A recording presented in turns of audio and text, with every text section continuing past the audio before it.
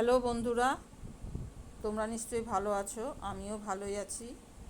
তরমুজের সিজন প্রায় শেষ। তরমুজের খোসা দিয়ে যে কত রকমের রেসিপি তৈরি হয় তারই কয়েকটা তোমাদের সাথে শেয়ার করব। এই দেখো, কড়াই বসিয়ে দিয়েছি, কড়াইতে তেল দিলাম। এইবার নুন হলুদ আমি আগেই মাখিয়ে নিয়েছিলাম মাছের মাথায়। মাছের মাথাগুলি ভেজে নেব। আজকে যেটা তৈরি করব সেটা হচ্ছে তরমুজের খোসা দিয়ে মুড়ি ঘন্ট। মাছের মাথাগুলি ভালো করে ভেজে নেব, বেশ একটু কড়া করে ভাজবো। ভেজে মাছের মাথাগুলি দেখো তুলে নিলাম।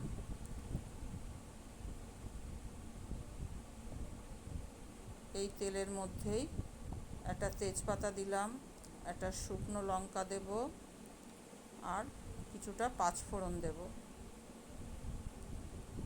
এরপর দেব ধুয়ে রাখা ছোট ছোট করে দেখো কেটে রাখা আলু দিলাম।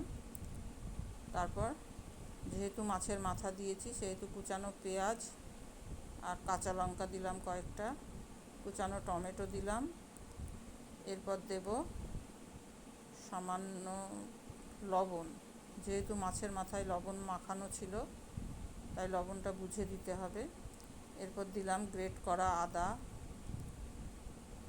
এরপর দেব জিরার গুঁড়ো, হলুদ গুঁড়ো,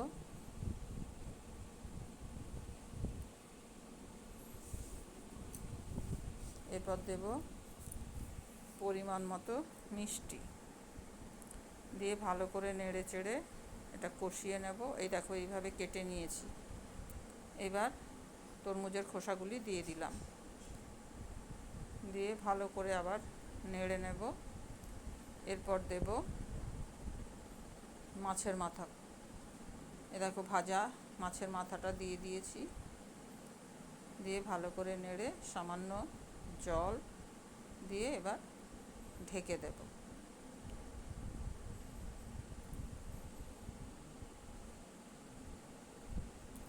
প্রায় হয়েই এসেছে।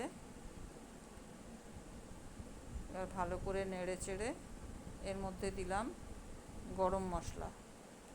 আমি শাহি গরম মশলা ব্যবহার করি তাই এটাই দিয়েছি। আর দিলাম ধনেপাতা কুচানো। এবার ভালো করে নেড়ে নামিয়ে নেব। ভিডিওটি কেমন লাগলো কমেন্টে জানিও, এবং আরও নিত্য নতুন ভিডিও পেতে চ্যানেলটি সাবস্ক্রাইব করো। খেতে খুবই সুন্দর হয়েছে, তোমরাও করে খেও।